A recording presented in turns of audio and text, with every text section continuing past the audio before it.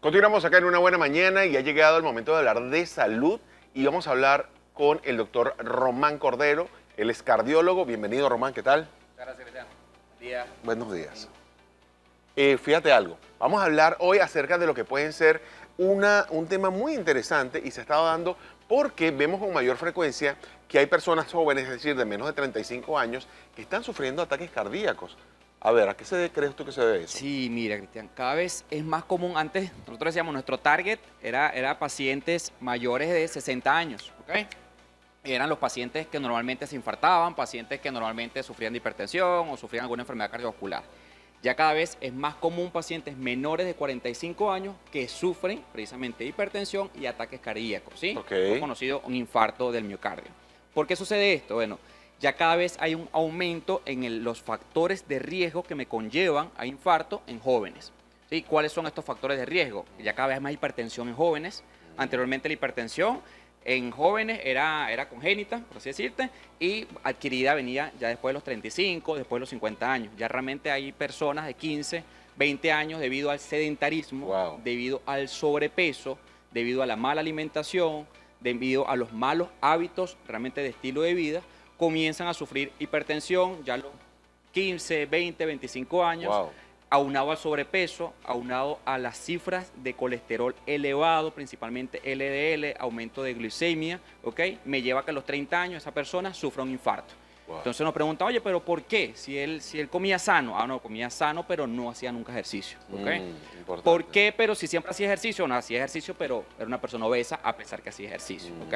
Entonces es la suma de todo esto desde la infancia que entonces está llevando que una persona de 30 años lamentablemente sufra un infarto cuando antes era más común que suceda en los mayores de 60 años, ¿ok? Entonces, Sí. la aterosclerosis, que es lo que me ocasiona esto, ya está comenzando en la infancia y está terminando o desencadenando Wow. que una arteria del corazón se obstruya y esto me lleva entonces a un infarto al miocardio a temprana edad. Wow. Mira, me hiciste recordar directamente a la película Wall-E, en la cual los humanos vivían en una estación espacial y en la cual no se movilizaban caminando, sino se movilizaban en carritos que iban elevados, todo ese tipo de cosas. No hacían ninguna actividad porque todo está automatizado y tal.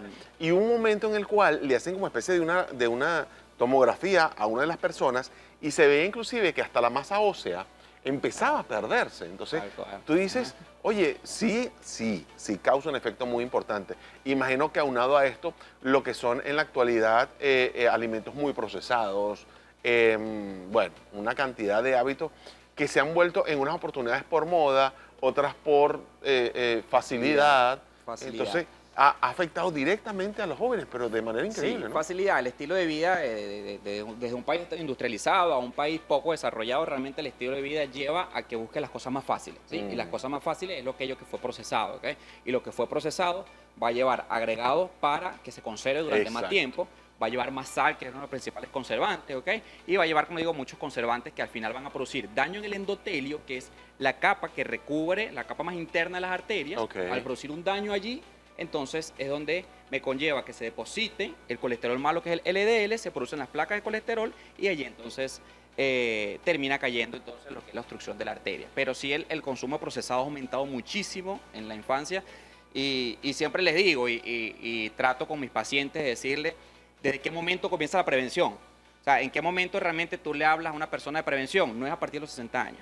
No es a partir de que tuviste un infarto Exacto. y entonces ahí vamos a comenzar a prevenir que no suceda el segundo. Es en la infancia, ¿ok? Es en la infancia, a nuestros niños, las meriendas, a las escuelas no tienen por qué ser puros alimentos procesados. O sea, Ok. tenemos que ir siempre a lo menos procesado posible, la Sí. menos cantidad de harinas, la menos cantidad de azúcares refinados y eso nos los va a realmente agradecer cuando sea adulto, a pesar que quizá no le vaya a gustar cuando sea Sí, pequeño, nos va a sí. agradecer cuando sea adulto, porque eso es lo que va a llevar al daño posterior. A No, temprana y edad. si tú formas el hábito como tal, entonces va a ser mucho más fácil de asimilar por él, ¿no? Si formas el hábito desde pequeño, realmente no le va a hacer falta el resto, por así decir. Si tú lo acostumbras a que su merienda son frutas, realmente no le va a hacer falta que tiene que merendar algo frito, ¿sí? Por ejemplo, Ok. porque realmente es la costumbre, ¿sí? La costumbre en la casa, que es otra cosa, también Ajá. siempre lo digo, porque el paciente normalmente me pregunta, o bueno, el familiar que acompaña al paciente me pregunta, doctor, ¿y qué no puede comer ella?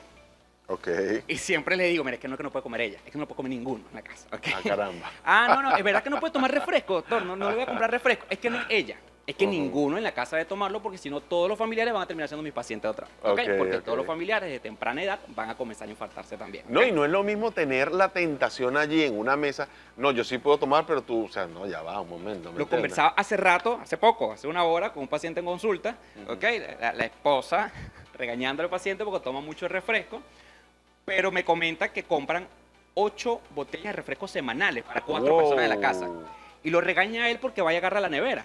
Entonces, oye, mira, pero es que usted no puede comprarlo para empezar. O sea, no debe comprarlo. Exacto. Porque también psicológicamente no va a ser bueno para esa persona inhibirle de todo eso que ve en su cocina cuando todos los demás lo están consumiendo. Sí. Entonces son 2 adultos y 2 jóvenes, y como le decía, esos jóvenes van a ser mis pacientes cuando tengan 30 años porque también le va a pasar lo mismo que le pasó a su papá, ¿ok? Entonces quieren prohibirle al papá que no consuma nada, pero los otros 3 de la familia sí consumen todo. No, imagínate. 8 botellas de refresco No. semanales, Mira, hay que disminuirla. Y ahí estamos hablando inclusive hasta de la parte de empatía, porque si tú te identificas, mira, por una u otra razón, ¿no? Entonces yo tampoco debo hacerlo. De todas maneras, vamos a seguir hablando acerca de la incidencia o la regularidad que se está dando con lo que son episodios de infarto en personas muy, muy jóvenes. Allá hablamos acerca de lo que es el consumo de alimentos procesados, hablamos también acerca de lo que es la falta de actividad física, pero hay un detalle muy importante, tiene que ver directamente con el descanso, con el sueño, ¿cierto, doctor? Sí, también, justo lo comentábamos ahorita, tomando en cuenta el artículo que acabo de presentar, en donde el sueño es súper importante también para la salud cardiovascular, no solo la salud cerebral, ¿ok? Sino la salud cardiovascular. Es totalmente comprobado el sueño nocturno de 7 a 8 horas te va a ayudar a una salud cardiovascular. Actualmente, más jóvenes, ya por la era más digital, ¿ok? Donde también trabajos digitales, trabajos en horarios no correspondientes a la hora diurna y nocturna, sino que trabajan, por ejemplo, de 1 de la tarde a 1 de la mañana, ¿ok? Wow. Y es su trabajo, y bueno, lógicamente hay que hacerlo porque no se puede dejar de trabajar tampoco, ¿ok? Pero ese desequilibrio en la hora del sueño no terminan durmiendo las 8 horas nocturnas, las 7 horas nocturnas, y estás más relacionado con aumento de la presión arterial en esas horas. En esas horas debería disminuir la cantidad de cortisol y debería disminuir la cantidad de adrenalina circulante. Si no dormimos, entonces la adrenalina y cortisol circulante van a aumentar en horas nocturnas. Esto va a hacer a que esta persona comience a sufrir de presión arterial elevada en horas nocturnas, que me va a conllevar posteriormente a...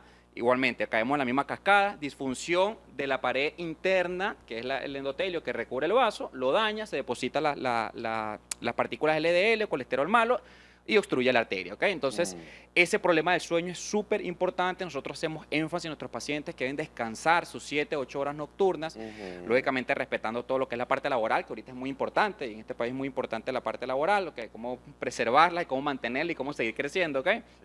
Pero debemos buscar la fórmula en que realmente sí logremos respetar esa parte nocturna, el sueño nocturno, porque si no, comienzan los problemas cardiovasculares a temprana edad. Y ahorita, en consulta, lo presenciamos muy, muy frecuente. Tanto palpitaciones, arritmias, hipertensión arterial en pacientes jóvenes por problemas del sueño. ¿Okay?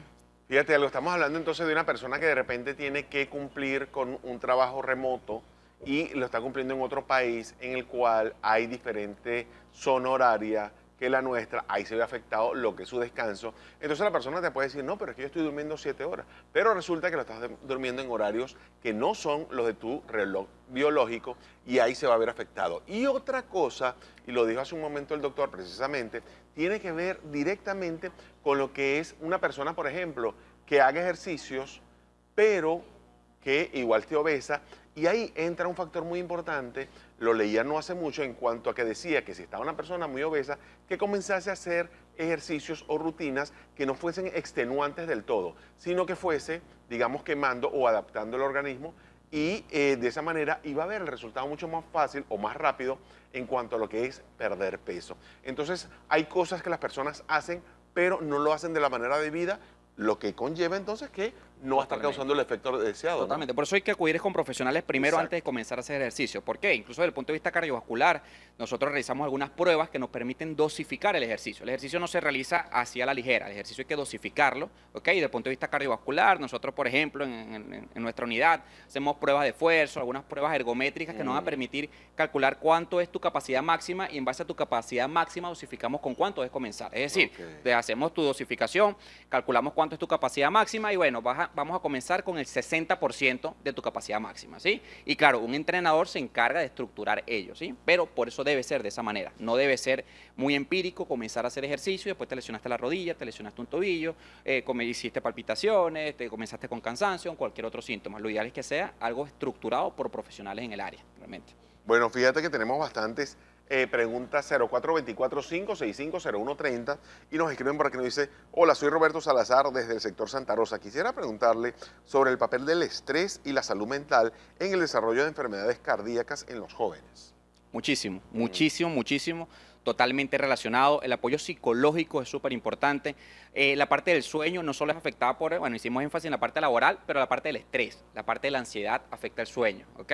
Y caemos en lo mismo. Eso va a hacer que se mantenga cortisol y adrenalina elevado y eso va a hacer daño al endotelio, hipertensión arterial y cardiopatía isquémica. Entonces, estrés, ansiedad está muy relacionado con el desarrollo de enfermedades cardiovasculares. Si crees que lo tienes o lo puedes tener y crees que puede estar afectando tu vida, lo ideal valoración por psicología y que nos ayude a cómo canalizar esta parte. Perfecto. Mira, por aquí Carlos Jiménez nos dice que escribe desde el centro de Barquisimeto y se quisiera saber qué importancia tienen los chequeos médicos regulares para detectar problemas cardíacos en jóvenes. Y de hecho, creo que fue contigo que lo hablé en una oportunidad acerca de esos deportistas que lamentablemente, a pesar de ser, claro, son deportes de alta exigencia como el fútbol, pero que han caído en un ataque cardíaco en plena faena, en pleno trabajo, y esto al parecer sí puede estar muy ligado porque no se hacían el chequeo debido como para saber que ya estaba padeciendo algo, ¿no? Sí, de por sí, toda persona que va a practicar algún deporte, lo ideal, ya sea deporte competitivo o deporte recreativo, ¿ok?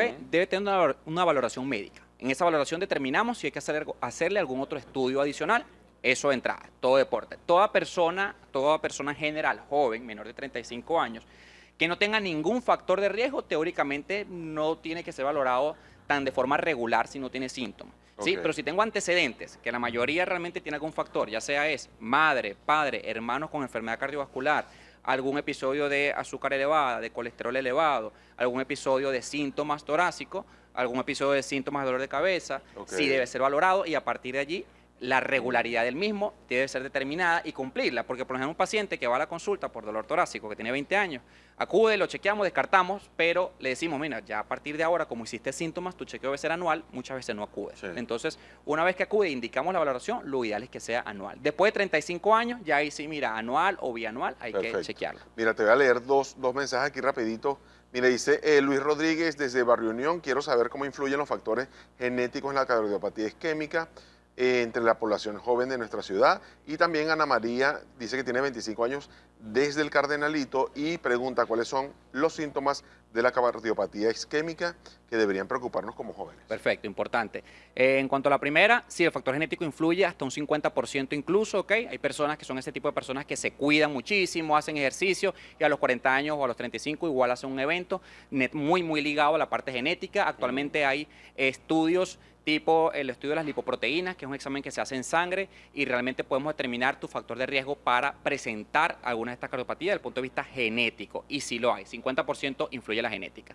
El segundo, los síntomas, muy importantes, síntomas típicos y atípicos. Las mujeres lamentablemente tienden a tener más síntomas atípicos. Las mujeres siempre nos enredan un poquito más la cosa, ¿ok? Porque entonces siempre muchas veces los síntomas son atípicos. ¿Qué es lo típico? Dolor retroesternal. Siempre digo, todo dolor en el tórax vamos a respetarlo, ¿ok? Todo dolor que tengas en el pecho tienes que chequearte, ¿ok?